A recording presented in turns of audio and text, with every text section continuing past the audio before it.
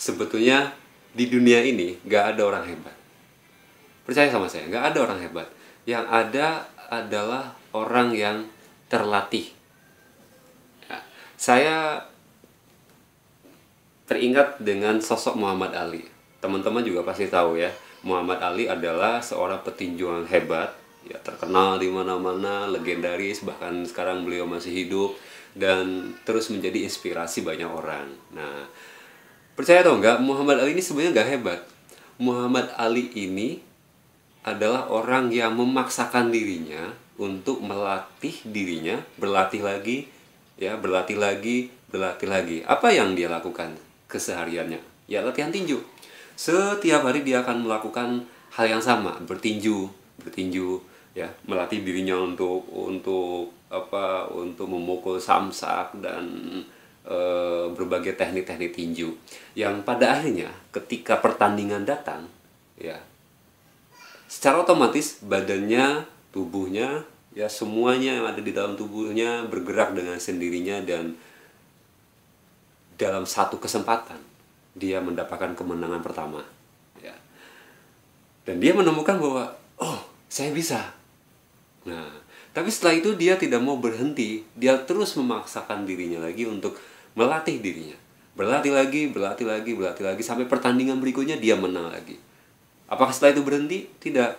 Setelah itu dia berlatih lagi, melatih diri lagi, memaksakan diri ketika datang rasa malas, dia memaksakan diri lagi, ketika moodnya hilang, dia memaksakan diri lagi, dan terus seperti itu.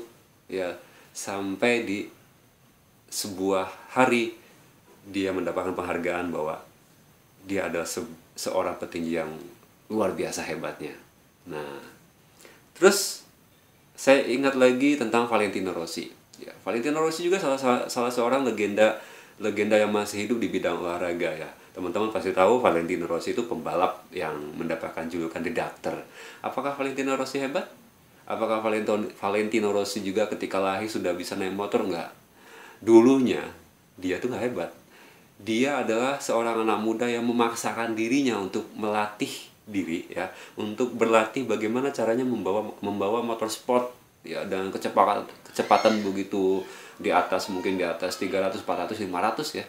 Dan itu buat kita sangat sulit, termasuk untuk Valentino Rossi juga sangat sulit, tapi dia mau memaksakan dirinya setiap hari melatih dirinya untuk membawa sepeda motor balap ya. Nah, sampai di sebuah pertandingan pertama dia menang.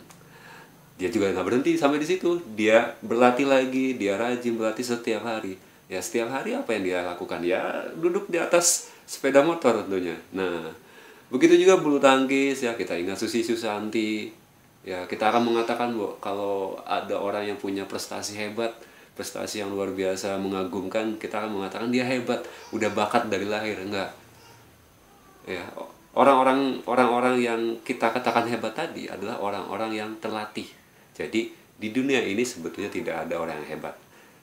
Yang ada adalah orang yang memaksakan dirinya untuk melatih, ya, melatih diri setiap hari. Nah, berbicara tentang kemampuan atau keahlian berbicara di depan umum, ya sebetulnya itu juga lahir dari latihan-latihan yang rutin. Ya, seperti saya sebetulnya dulunya adalah orang yang pemalu, ya nggak bisa ngomong, aduh diem aja. Kalau ngumpul di antara teman-teman saya adalah orang yang paling pendiam, nggak banyak ngomong, paling cuma senyum ya, jadi pendengar yang baik. Ketika saya disuruh ngomong, saya nggak berani, saya benar-benar nervous, gemeteran ya. Yang kalimat tuh bukan di sini, bukan di mulut, tapi di sini di otak, yang nggak bisa dikeluarkan. Ya, sekarang aja bisa ngomong depan kamera. Walaupun seperti itu, ya teman-teman sekarang lihat saya sendiri kan ada jeda-jeda tertentu yang terlihat saya agak kesulitan mengeluarkan kata-kata. Tapi saya selalu memaksakan diri untuk terus melatih diri. Nah, dulu saya siaran di sebuah radio di Yogyakarta, dan pada saat diterima bekerja sebagai penyiar radio, bener, saya nggak bisa ngomong waktu itu. Saya belum pernah ikut training apapun, saya belum pernah melatih diri saya untuk bisa ngomong. Waktu itu saya cuma memberanikan diri untuk melamar menjadi announcer, menjadi host radio. Ya. Jadi kebayang ya, orang yang pendiam nggak bisa ngomong tiba-tiba harus berhadapan dengan mikrofon. Luar biasa. Itu apa ya, momen-momen yang nggak bisa saya lupakan. Ya.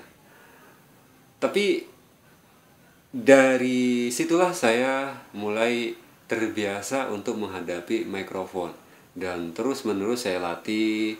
Akhirnya saya mendapatkan diri saya adalah orang yang aktif berbicara. Ya. Cuman waktu itu depan mikrofon, di depan kamera mati saya. Hilang gaya, beneran hilang gaya.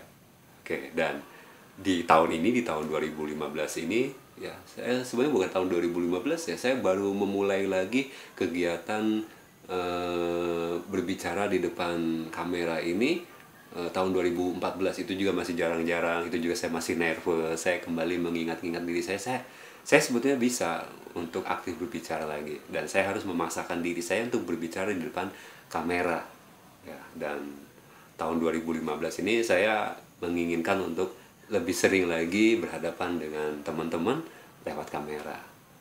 Nah, teman-teman juga bisa berlatih seperti saya berbicara, nggak usah takut salah ya, karena seiring dengan waktu, kalau sering, kita akan menemukan kesalahan-kesalahan dan bisa diperbaiki. Oke, sampai di situ dulu.